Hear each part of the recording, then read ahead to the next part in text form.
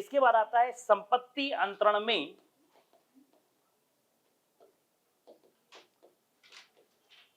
TPA act है, इसमें संपत्ति की परिभाषा कहां है?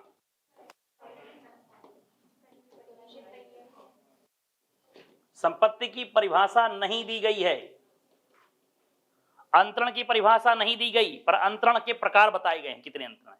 तो संपत्ति की परिभाषा नहीं है, अंतरण परिभाषित नहीं है, ट्रांसफर जो है परिभाषित नहीं है, ये पढ़ाया था।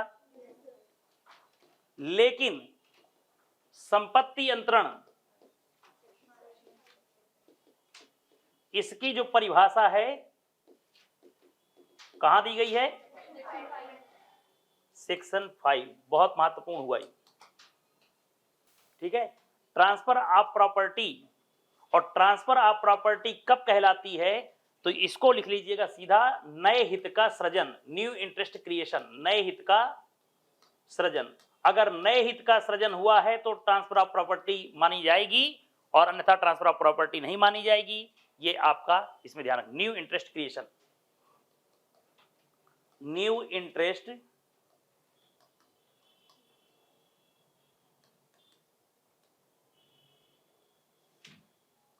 न्यू इंटरेस्ट क्रिएशन, ठीक है। सेक्शन 5 भूलना नहीं। अब क्वेश्चन आता है कि टीपीए एक्ट किस पर लागू होगा? तो एक तो मैं इसकी डेट आपको लिखवा देता हूं। डेट कौन सी है लागू होने की? स्कूल चले हम 1 जुलाई। 1882 है कि 83 है? 1882। और ये किस पे लागू होता है? चल की अचल। अब यहां से थोड़ा सा ध्यान रखिएगा, 1 जुलाई 1882 यहां तक दिख रहा है सबको? चलिए अगला बनाता हूं मैं। देखिए लागू कहां हुआ? तो 1 जुलाई 1882 लिख लिया। कहां लिखा है ये वर्ड?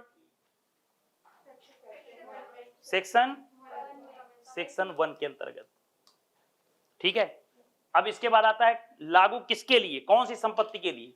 तो यहां संपत्ति का मतलब है इमूवल और मूवल प्रॉपर्टी दोनों।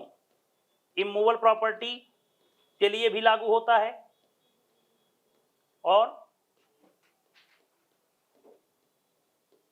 मूवल प्रॉपर्टी के लिए भी लागू होता है। क्वेश्चन आता है कि चल संपत्ति की परिभाषा कहां दी है? तो परिभाषित नहीं है। लेकिन अचल की परिभाषा तो कहां दी गई है? अचल की परिभाषा सेक्शन पैरा 1 के अंतर्गत। तो सेक्शन 3 पैरा 1 करके लिख लेना, हालांकि पैरा वगैरह लिख के नहीं आएगा, सेक्शन 3 बस आएगा। चल संपत्ति कहां? कहीं परिभाषित नहीं। चल संपत्ति परिभाषित नहीं, प्रॉपर्टी परिभाषित नहीं, संपत्ति परिभाषित नहीं, अंतरण परिभाषित नहीं, ठीक है। क्लियर है यहां तक? अभी कोई कंफ्यूजन किसी को यहां तक? चलिए अब इसमें देखिएगा,